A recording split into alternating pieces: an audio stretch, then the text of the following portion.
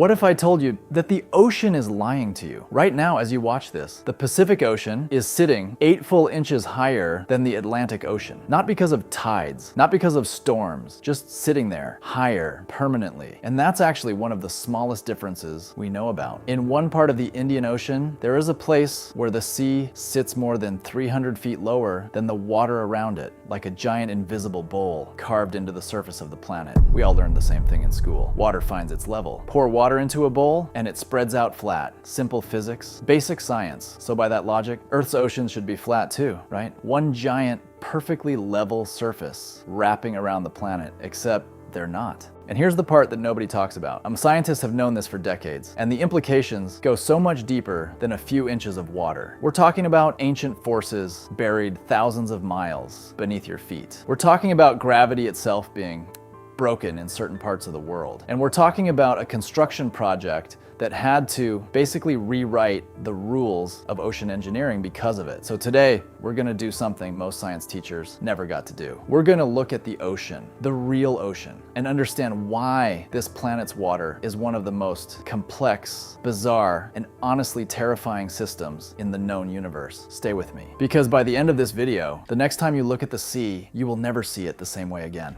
Let's start with something that sounds absolutely ridiculous. The ocean has hills, not waves, not tides, permanent hills and valleys baked into the surface of the sea, some spanning thousands of miles. The Pacific Ocean, for example, is consistently higher than the Atlantic. On average, about 8 inches. Now, 8 inches doesn't sound like much, but think about what that means across an entire ocean. We're talking trillions of gallons of water, just parked higher on one side of the planet. Why? 3 reasons. First, temperature. Warm water expands. The Pacific tends to be warmer in large sections than the Atlantic, so it physically takes up more space. Warmer water, more volume, higher sea surface. Second, salinity. Saltier water is denser, denser water sits lower. The Atlantic is saltier than the Pacific in key regions, so it compresses. It literally shrinks slightly compared to its fresher counterpart. Third, wind. Strong, consistent trade winds in the Pacific push enormous amounts of water towards certain regions, physically piling it up like a slow motion wave that never breaks. Put all 3 of those together, you've got a Pacific Ocean that just permanently lives about 8 inches above the Atlantic. 2 bodies of water, connected, and yet completely different heights.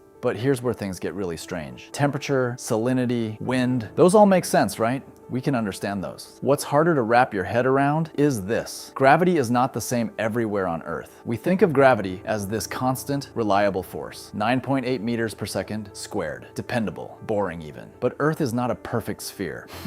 It's more like a lumpy, spinning, slightly squashed ball with mountains, ocean trenches, and enormous variations in how dense the rock is beneath the surface. And all of that unevenness affects how strongly gravity pulls in any given location. In areas with denser rock or more mass underneath, gravity pulls harder. It literally attracts more water toward it, raising sea level. In areas with less dense material underneath, gravity is weaker, and water drifts away, lowering the surface.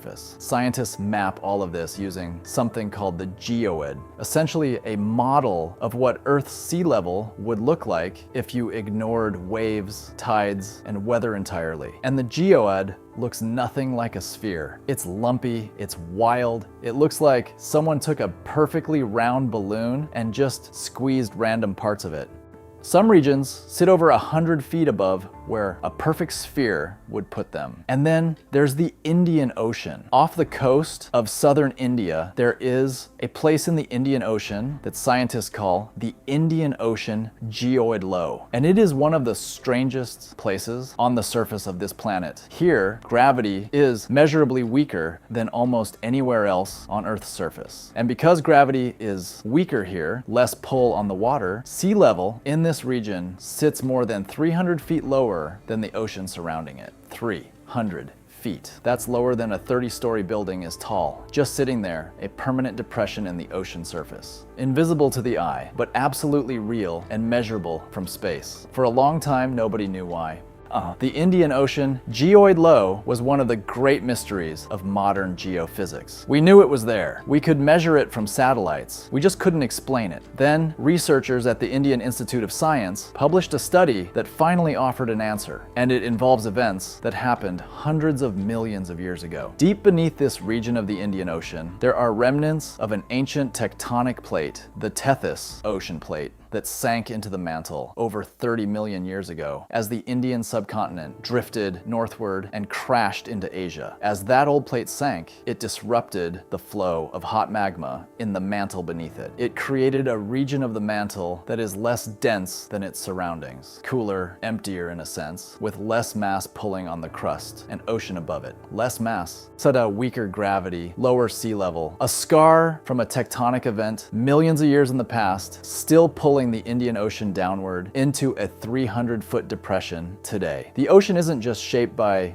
what's happening on the surface. It's shaped by what happened deep inside the Earth, millions of years before humans ever walked this planet. Now, here's where all of this stops being abstract and becomes something you've probably used without ever thinking about: the Panama Canal. When engineers first proposed cutting a passage between the Atlantic and the Pacific in the late 1800s, the original idea was simple. Dig a ditch, let the water flow through. A sea level canal, straightforward, obvious, except the Pacific Ocean is higher than the Atlantic. If you cut a straight channel between them, you wouldn't create a peaceful passage for ships. You'd create a permanent, raging river. Billions of gallons of Pacific water constantly pouring downhill into the Atlantic, scouring the channel, making navigation impossible, and potentially destabilizing the entire isthmus. So the engineers had to get creative. Instead of a sea level canal, they built a system of locks, essentially a series of giant water-filled chambers that lift ships up from one ocean level, carry them across the higher elevation of the land, and then gently lower them down to the other side. Ships don't sail through the Panama Canal. They are lifted, carried, and lowered like cargo in a giant, slow, oceanic elevator. All because the Pacific and Atlantic Oceans refused to agree on how high the water should be. The entire engineering masterpiece of the Panama Canal, one of the greatest construction achievements in human history, exists because the ocean isn't flat. So let's bring it all together. We started with a simple, almost funny idea. The ocean is lying to you, and what we found is something far more profound. The surface of Earth's water is being sculpted right now, at this moment, by a symphony of forces. Temperature, expanding and contracting vast bodies of water across entire ocean basins. Salinity, making some water denser, heavier, lower. Wind, physically piling water up on one side of the planet. Gravity, not constant, not reliable, but lumpy and uneven, shaped by the rock and magma thousands of miles beneath your feet. And ancient tectonic ghosts, the remnants of plates that died millions of years ago, still haunting the gravity field above them, still pulling the Indian Ocean into a silent, invisible crater. The ocean isn't flat, it never was. And every time you look at the horizon and see that perfectly still, level line stretching off into the distance, know that beneath that surface and beneath the crust, beneath that surface, something ancient and enormous is constantly at work, shaping, pushing, pulling, and sculpting every drop of water on this planet. It has been doing this for 4 billion years, and it isn't stopping anytime soon. Now, I have to ask you something. Before you click off, leave a comment answering this. If you could stand anywhere above the Indian Ocean Geoid Low and somehow see that 300-foot depression in the ocean, what do you think it would look like? Would it be a slow, gentle slope, a sudden drop?